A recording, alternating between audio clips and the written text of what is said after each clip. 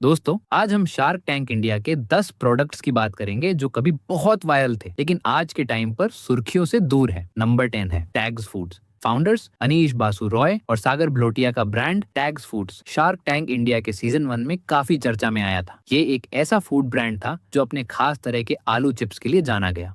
इनके चिप्स को न तो फ्राई किया जाता था और न ही बेक, बल्कि इन्हें एक अलग तरीके से पॉप्ड किया जाता था। कंपनी का दावा था कि इनमें आम चिप्स के मुकाबले करीब 50% कम फैट होता है। शो में इन्हें अश्नीर ग्रोवर से इन्वेस्टमेंट मिला और फ्रेंड्स, शार्क टैंक के बाद इस ब्रांड की बिक्री में भी काफी तेजी देखने को मिली। लेकिन कहानी में असली ट्विस्ट इसके बाद आया। साल 2023 में टैग्स फूड्स की कमाई करीब 3 करोड़ रुपए तक पहुंच गई थी, लेकिन बढ़ते खर्चों की वजह से कंपनी को बड़ा नुकसान होने लगा। आखिरकार नवंबर 2024 में रिलायंस कंज्यूमर प्रोडक्ट्स ने टैग्स फूड्स को करीब 28 करोड़ रुपए में खरीद लिया। नंबर 9 है अरीरो टॉयज। चेन्नई के निशा रामासामी और वसंत तमिल सेल्वन ने जब बच्चों के लिए मॉन्टेसरी बेस्ड इको फ्रेंडली लकड़ी के खिलौनों का ब्रांड अरीरो टॉयज पेश किया तो शार्क काफी इंप्रेस हुए थे। शो में उन्हें अमन गुप्ता और पीयूष बंसल से 50 लाख रुपए की डील मिली थी। एंड शो के वक्त उनकी चर्चा हर जगह थी क्योंकि प्लास्टिक के खिलौनों के मुकाबले ये एक बेहतरीन और सेफ ऑप्शन था।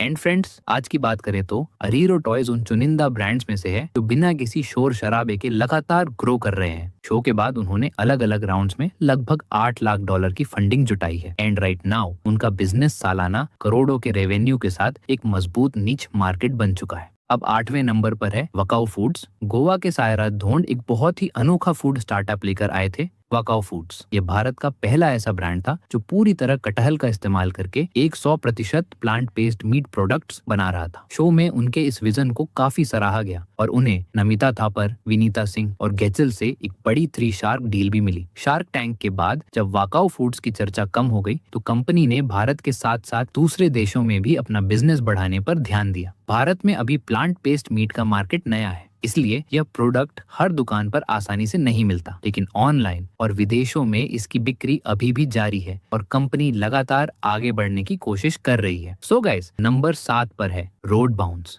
रणजीत देशमुख जब अपना स्टार्टअप रोड बाउंस लेकर आए तो आइडिया काफी अलग और शानदार था। बेसिकली रोड बाउंस एक ऐसा सॉफ्टवेयर और मोबाइल ऐप था जो गाड़ियों में लगकर गड्ढों को रियल टाइम में ट्रैक कर सकता था, जिससे एम्बुलेंस या आम गाड़ियां सेफ रूट चुन सके। रणजीत ने 80 लाख रुपए के बदले 10% इक्विटी मांगी थी और पीयूष बंसल ने उनके इस विजन पर भरोसा जताते हुए 20% इक्विटी पर डील लॉक की थी। बट गाइस, एक्चुअल में शो के बाद बाकी कई डील्स की तरह यह डील भी आखिर में पूरी नहीं हो पाई, लेकिन रोड बाउंस ने हार नहीं मानी क्योंकि यह प्रोडक्ट आम लोगों के लिए नहीं बल्कि कंपनियों और सरकारी कामों के लिए बनाया गया था, इसलिए यह ज्यादा चर्चा में भी नहीं रहा।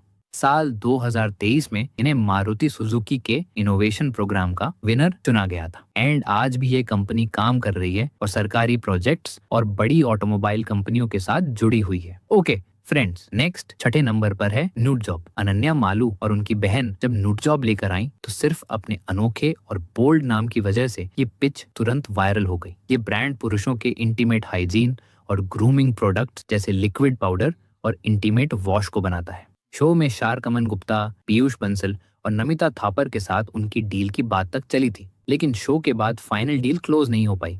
बट फ्रेंड्स, शो से मिली पब्लिसिटी का कंपनी को बम्पर फायदा हुआ। साल 2022 के अंत तक उनके सेल्स वॉल्यूम में 200% से ज्यादा का उछाल आया। आज नूडजॉब सुर्खियों में भले ही कम हो, लेकिन उनकी वेबसाइट और ई कॉमर्स प्लेटफॉर्म्स पर उनके प्रोडक्ट्स धड़ल्ले से बिक रहे हैं। नाउ गाइस, नंबर 5 है सिपलाइन। शार्क टैंक इंडिया के पहले सीजन की सबसे यादगार पिचेस में से एक थी सिपलाइन। इसके फाउंडर थे रोहित वॉरियर, जो एक कांच के ग्लास पर लगाने वाली प्लास्टिक की ड्रिंकिंग शील्ड लेकर आए थे ताकि आप बाहर हाइजीनिक तरीके से पानी या जूस पी सकें। शो के दौरान शार्क अश्नीर ग्रोवर ने इसे एक वाहियात प्रोडक्ट कहकर बुरी तरह रिजेक्ट कर दिया था, जिसके बाद इंटरनेट पर मीम्स की बाढ़ आ गई थी। शो के बाद रोहित वॉरियर ने हार नहीं मानी और वायरल पॉपुलैरिटी का फायदा उठाने की कोशिश की, लेकिन भारी ट्रोलिंग और नेगेटिव पब्लिसिटी के बाद सिपलाइन के प्रोडक्ट्स को ज्यादा सफलता नहीं मिल पाई। आज रोहित वॉरियर अपना फोकस एआई हायरिंग स्टार्टअप जेपक्रूट पर कर रहे हैं, जबकि सिपलाइन की वेबसाइट भी अब उपलब्ध नहीं है। गाइस, नंबर 4 है स्कोलिफाई। मयंक पारेख ने स्टूडेंट्स के लिए एक बहुत ही बेहतरीन ऐप बनाया था जिसका नाम था स्कॉलिफाई। ये प्लेटफॉर्म स्टूडेंट्स को उनकी पढ़ाई और प्रोफाइल के हिसाब से सही सरकारी और प्राइवेट स्कॉलरशिप ढूंढने में मदद करता था। शार्क टैंक इंडिया में इस आइडिया को अच्छा रिस्पांस मिला था, लेकिन वहां से कोई डील नहीं मिली। शो के बाद इस स्टार्टअप के बारे में ज्यादा अपडेट सामने नहीं आए। इसकी वेबसाइट और सोशल मीडिया पेजेस भी काफी समय से एक्टिव नहीं दिखते। इसलिए आज लोगों को लगता है कि ये स्टार्टअप या तो आगे नहीं बढ़ पाया या फिर बहुत क्वाइटली चल रहा है, क्योंकि पब्लिक इन्फॉर्मेशन बहुत लिमिटेड है। अब दोस्तों, नंबर 3 है कबड्डी अड्डा। अरविंद शिवदास और उनकी टीम शार्क टैंक में भारत के अपने खेल कबड्डी को एक बड़े बिजनेस मॉडल में बदलने आए थे। कबड्डी अड्डा एक ऐसा ऐप था जहां कबड्डी से जुड़ी सारी जानकारी एक ही जगह मिल जाती थी। यहाँ लोकल मैच, खिलाड़ियों के रिकॉर्ड, स्कोर और कबड्डी की खबरें देख सकते थे। शो में शार्क विनीता सिंह और नमिता थापर के साथ डील पक्की करने के बाद कई लोगों को लगा कि अब ये स्टार्टअप भी किसी बड़ी ब्रांडिंग की दौड़ में खो जाएगा। सच कहें तो शो के बाद इसकी चर्चा थोड़ी कम जरूर हो गई थी, क्योंकि कबड्डी का क्रेज ज्यादातर प्रो कबड्डी लीग के समय ही बढ़ता है। लेकिन कबड्डी अड्डा ने अपना काम जारी रखा। आज भी ये कबड्डी फैंस और खिलाड़ियों को मैच, स्कोर और जरूरी जानकारी देने का काम कर रहा है। साल 2023 में स्पोर्ट्स क्रेजी ने भी इस प्लेटफॉर्म में हिस्सेदारी ली, जिससे कबड्डी अड्डा और ज्यादा लोगों तक पहुंचने लगा। मतलब शार्क टैंक के बाद भी इस स्टार्टअप ने अपनी पहचान बनाए रखी। फ्रेंड्स, नंबर 2 है झूला ऑटोमेशन। जब झूला ऑटोमेशन के फाउंडर्स शो में आए तो उन्होंने अपनी मशीन दिखाई जो बच्चे के रोने की आवाज सुनकर पालने को अपने आप झुलाने लगती थी और उसे लोरी सुनाकर शांत करती थी। वर्किंग पेरेंट्स के लिए ये गैजेट काफी दिलचस्प लग रहा था और शो के दौरान